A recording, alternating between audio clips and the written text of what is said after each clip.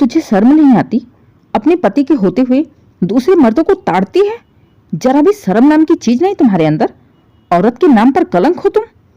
आलोक, मैंने ऐसा क्या किया है जो तुम मुझे इतना उल्टा सीधा बोल रहे हो? क्या कर दिया मैंने? किसे देख रही थी मैं? वाह, भोली तो ऐसे बन रही हो जैसे तुम्हें कुछ पता ही नहीं है। 1000 बार बोला था तुम्हें कि घर में 2 जवान देवर हैं। एक तो चलो मेरा अपना छोटा भाई है, लेकिन एक तो मौसी का लड़का है। इतना लाली लिपस्टिक पोत कर पूरे दिन घर में रहने की क्या जरूरत है? मैं तुम्हारा पति हूं ना। मुझे तुम बिना मेकअप के ही अच्छी लगती हो। इतना मेकअप करके किसको दिखाती हो तुम?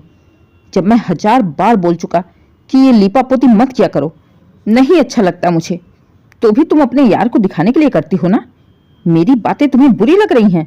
बस करो आलोक, बस करो, भगवान के लिए बस करो। कम से कम इतनी नीच गिरी हुई बातें तो मत करो। सारे रिश्ते को बदनाम करके रख दिया है तुमने। घर में कोई भी रिश्तेदार आ जाए, तुम सबको शक की नजर से ही देखते हो। अगल बगल पड़ोसी नात रिश्तेदार कोई भी तुम्हारे शक के दायरे से बाहर नहीं है। तुमने मेरा जीना मुश्किल कर रखा है। अगर इतनी ही दिक्कत है तो 7 ताले के अंदर बंद कर दो मुझे। जहर दे दो, मर जाऊं, ना रहूंगी ना कोई मुझे देखेगा। तुमने तो मुझे इंसान छोड़ा ही नहीं। अच्छा, तेरी जबान भी बहुत चल रही है। कहते हुए आलोक ने एक जोरदार का थप्पड़ रितु के गाल पर लगाया। बेचारी वहीं नीचे गिर पड़ी, रोने लगी अपनी किस्मत पर। क्या क्या सपने थे उसकी शादी से पहले। पति मिलेगा, उसके साथ एक प्यारा सा रिश्ता रहेगा, एक दूसरे पर विश्वास रहेगा, एक दूसरे को समझेंगे। लेकिन यहाँ तो सब कुछ उसके सोच के विपरीत हो रहा था। आलोक रितु को हमेशा शक की नज़रों से देखता था। वो जितना गिरा हुआ था, उसके शक करने का तरीका भी उतना ही गिरा हुआ था। वो अपने छोटे भाई को लेकर भी शक करने से बाज नहीं आता था। वो बेचारा भाई की हरकतों के बारे में अच्छे से जानता था, इसलिए वो रितु से बहुत ही कम बातें करता। यहाँ तक कि 1 साल के लिए कोर्स करने आए उसकी मौसी का लड़का रोहन, उसको भी उसने नहीं छोड़ा। रोहन को लेकर रितु के ऊपर ना जाने कितनी बार हाथ उठा चुका था। रोहन अगर एक बार भी गलती से किसी भी काम से रितु से बात कर ले या किचन में कुछ लेने चला जाए तो तुरंत भागते हुए आलोक उसके पीछे जाता और लगातार रोहन और रितु को घूरता, दोनों की हरकतों पर नजर रखता, जो देखने में बहुत ही बुरा लगता था। आलोक का घूरना रितु को तीर की तरह चुभ जाता था। बेगुनाह होते हुए भी वो अपने आप को गुनहगार समझ रही थी। रोहन को भी ये बात अच्छी तरह से पता थी कि आलोक भैया उसके ऊपर शक करते हैं, इसलिए कई बार वो कहीं और रूम लेकर रहना भी चाहा। लेकिन हर बार शकुंतला जी ने जबरदस्ती उसे ये कहते हुए रोक लिया कि अपने मौसी के होते हुए कहीं अलग रूम लेके रहेगा। मैं तेरी माँ को क्या जवाब दूंगी कि 1 साल के लिए उसके बेटे को मैं अपने घर में नहीं रख पाई? तो मेरा भी तो बेटा है। ये घर जितना आलोक का है उतना तुम्हारा भी तो है। बस बेचारा रोहन इसके आगे कुछ कह भी नहीं पाता।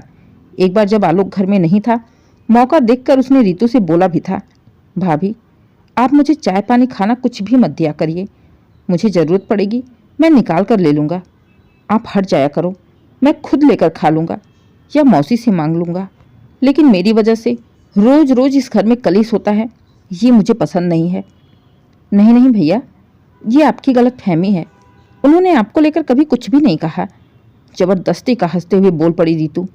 क्या करती, क्या कहती रोहन से कि तुम्हारी सारी बातें सही है? और आलोक की माँ शकुंतला जी, उन्होंने भी तो आलोक को रोकने की कभी कोशिश नहीं की। ऊपर से वो रितु को ही बार बार चिल्लाती थी, अरे तो इतना भी क्या लाली लिपस्टिक लगाना? जब पति को नहीं पसंद है तो मत लगाया करो। बिना लाली लिपस्टिक के सुंदर नहीं लगोगी क्या? बेचारी रितु का उस घर में कोई भी सुनने वाला नहीं था, उसकी कोई भी सुनवाई नहीं थी। रितु जितना ही इन सब चीज़ों से बच बच कर रहना चाहती थी, आलोक को कहीं ना कहीं से उतनी ही कमियां दिख जाती। आलोक के डर से रितु छत पर भी जाना, बाहर निकलना सब कुछ बंद कर दिया था। यहाँ तक कि रितु का खुद का सगा भाई भी अगर आ जाए और रितु उसके साथ हंसकर बातें कर ले तो रोहन को ये सब चुभ जाता था। जाने के बाद 1000 बातें सुनाता। ऐसा करते करते उसने लगभग रितु का मायका भी छुड़वा दिया था। खुद लेकर जाता, दिन भर रोककर शाम तक वापस लेकर चला आता। कभी भी शादी के बाद पूरी रात उसने मायके में रितु को नहीं छोड़ा था। रोहन की हरकतों के बारे में सबको पता था। रितु के माँ बाप ने भी रोहन को बहुत बार समझाने की कोशिश की, लेकिन जितनी बार उन्होंने रोहन को समझाया उतनी बार ही उसने रितु के ऊपर अपना सारा गुस्सा निकाला। रितु हर बार अपनी गृहस्थी बचाने के चक्कर में रोहन से लड़कर झगड़कर रो गाकर शांत हो जाती। एक दिन घर में सत्यनारायण भगवान की पूजा थी। पूजा में पड़ोसियों को भी बुलाया गया था। रितु फटाफट किचन का सारा काम निपटाकर आकर औरतों के बीच बैठ गई। जब गांव की औरतों ने रितु को रोज के कपड़े में ही बिना मेकअप के देखा तो सबकी सब हैरान हो गई थी, क्योंकि रितु सबके बीच में बिल्कुल अलग सी लग रही थी। अंत में गांव की ही एक काकी जी ने शकुंतला जी से कहा, शकुंतला, ये तुम्हारी बहू को क्या हो गया? भाई सबने नए कपड़े पहने हैं, मेकअप किया है, अच्छे से बन संवर कर हैं, तुम्हारी बहू ऐसे जैसे इसके पास कपड़े ही नहीं है, बिल्कुल ही अलग लग रही है। जबकि आज घर में पूजा है, इसको तो और भी 16 श्रृंगार करके रहना चाहिए। अब मैं क्या बताऊं जीजी आपको तो पता है ना आजकल की लड़कियों के नखरे। ज़्यादा लिपापोती नहीं करना, चेहरा खराब हो जाएगा। नई साड़ी भारी होती है, गर्मी में संभाला नहीं जाएगा। तो भाई सब अपने मन के मर्जी हैं, मैं कर ही क्या सकती हूँ। रितु ने भी सास की बातें सुन ली। भरी महफिल में भी आज बिना गलती के उसके ऊपर सारा दोषारोपण हो रहा था। फिर भी गांव की औरतों के बीच में बेचारी बोले तो बोले क्या, सब कुछ सुनती चली गई चुपचाप। तभी काकी जी रितु के पास आते हुए बोली, बहू, ऐसे घर की बेइज्जती होती है। तुम बड़ी बहू हो, ऐसी हालत में लोग देखेंगे तो क्या सोचेंगे तुम्हारे बारे में। जाओ, जाकर कोई ढंग की नई साड़ी पहन लो, थोड़ा चेहरा सही कर लो, हाथों में नई चूड़ियां पहन लो। ये क्या हाल बना रखा है तुमने। रितु ने अपनी सास की ओर देखा तो शकुंतला जी मुंह बनाने लगी। अब रितु को समझ में ही नहीं आया कि सबके सामने तो शकुंतला जी अपने आप को बचाते हुए निकल गई, लेकिन अब अगर रितु कपड़े पहनने जाएगी तो आलोक उसके ऊपर चिल्लाएगा, और अगर कपड़े नहीं पहने तो गांव की औरतें के बीच उसकी ही इज्जत का तमाशा बन जाएगा। सब लोग यही कहेंगे कि कमी रितु में ही है। इतना कहने के बाद भी वो कपड़े पहनने नहीं गई। इसलिए कुछ सोचते हुए रितु ने धीरे से काकी जी से कहा, काकी जी, आपको क्या लगता है, सबको देखकर मेरा मन नहीं करता कि मैं भी बन सवर कर रहूं, अच्छा पहन के रहूं।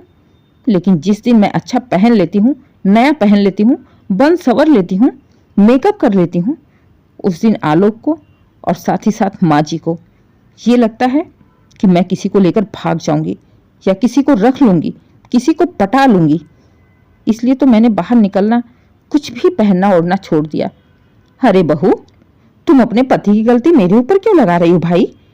मुझे क्यों समाज में बेइज्जत कर रही हो? मैंने तुम्हें क्या कह दिया?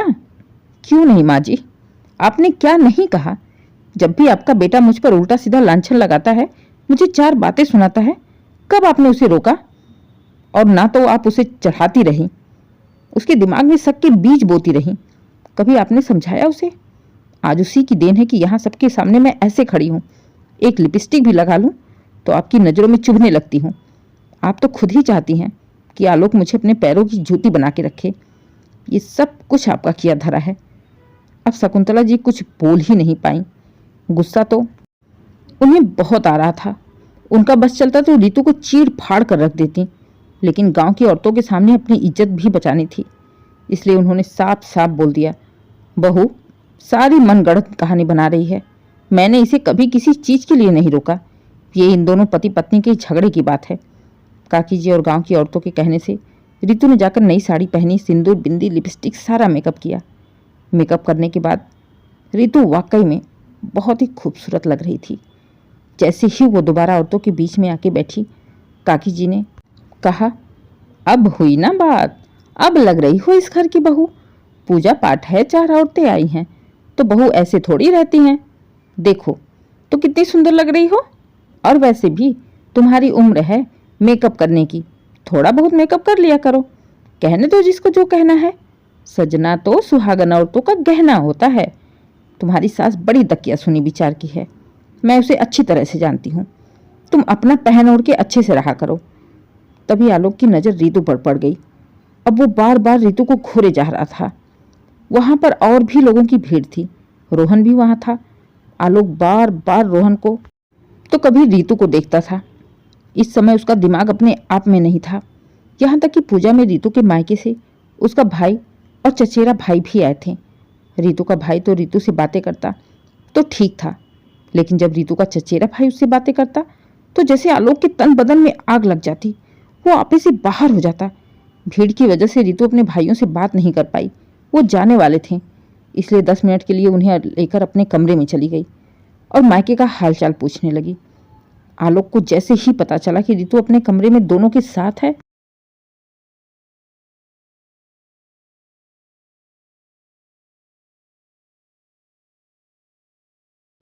तो वो गुस्से के मारे पागल हो गया था। हर एक मिनट उसके दिमाग में शक के कीड़े बढ़ते जा रहे थे। चाचा के लड़के को लेकर बहुत ही घटिया सोच उसके दिमाग में भरती जा रही थी। ना जाने रितु उसके कितनी पास बैठी होगी, ना जाने कैसे उसे सट सट के बातें कर रही होगी, ना जाने कैसी बातें हो रही होगी। उल्टी सीधी जितना भी आलोक के दिमाग में आता गया, सारा कुछ सोचता चला गया। इस समय आलोक का गुस्सा अपनी चरम पर, जोरदार का थप्पड़ खींच कर लगाता है। रितु बेचारी नीचे जा गिरी, उसके मुंह से खून निकल आया। चिल्लाते हुए आलोक कहता है, बेशरम औरत, इतना मना करने के बावजूद भी तेरे अंदर शर्म नाम की चीज नहीं है। सारी शर्म बेच खाई तूने। एक मर्द से तेरा मन नहीं भरता। सारे मर्दों से सटके बैठना है, बोलना है, बातें करना है तुझे। बहुत अच्छा लग रहा है। रितु रोते हुए बोली, आलोक, ये कैसी बातें कर रहे हो? खबरदार जो इसके आगे तुमने एक शब्द और भी बोला तो। मेरे अपने भाई थे, कम से कम मेरे भाइयों को तो छोड़ दो। अपनी सोच के आगे तुम रिश्तेदारी भी भूल गए हो। कौन सी रिश्तेदारी रितु? कौन से रिश्तेदार? आए दिन तुम्हारे नए नए रिश्तेदार बढ़ते जाते हैं। कोई चचेरा भाई, कोई ममेरा भाई, कोई मौसेरा भाई। इतने भाई तुम्हारे आगे पीछे क्यों रहते हैं? भाई इतनी प्यारी हो, इतने गुण भरे पड़े हैं तुम्हारे अंदर कि सारे भाई तुम्हारे ही आगे पीछे घूमते हैं। भाई बहन के रिश्ते के नाम पर कलंक लगाती हो। कितना मजा आता होगा ना तुम्हें जब वो सब छूते हैं। तुमसे बातें करने के बहाने क्या क्या करते होंगे। बस आलोक, बस। खबरदार जो तुमने एक शब्द और भी बोला तो जबान खींचकर तुम्हारे हाथ में दे दूंगी। तुम्हारी मैं सपने में भी नहीं सोच सकती थी। आज तक तुमने मेरे ऊपर इतने लांछन लगाए, मेरे घर से बाहर निकलना बंद कर दिया, लोगों से मिलना बंद कर दिया, लेकिन तुम अब इससे आगे बढ़ गए हो। तुम मेरे अपने भाइयों पर भी शक करने लगे हो। तुम्हारी वजह से मैंने अपना मायका तक छोड़ दिया, लेकिन अब और नहीं। आज तुमने अपनी बेशर्मी की सारी हदें पार कर दी। खबरदार जो आगे तुमने मेरे भाइयों को लेकर कुछ भी बोला तो जबान खींच लूंगी तुम्हारा। अच्छा, इतनी हिम्मत है तुम्हारे अंदर? अभी तुम्हारे यार ने तुम्हारे अंदर ज्यादा एनर्जी भर दी है क्या? यार से मिलकर कुछ ज्यादा ही जोश आ गया है। अभी बताता हूं तुझे। बहुत झूठ दे दिया मैंने तुम्हें।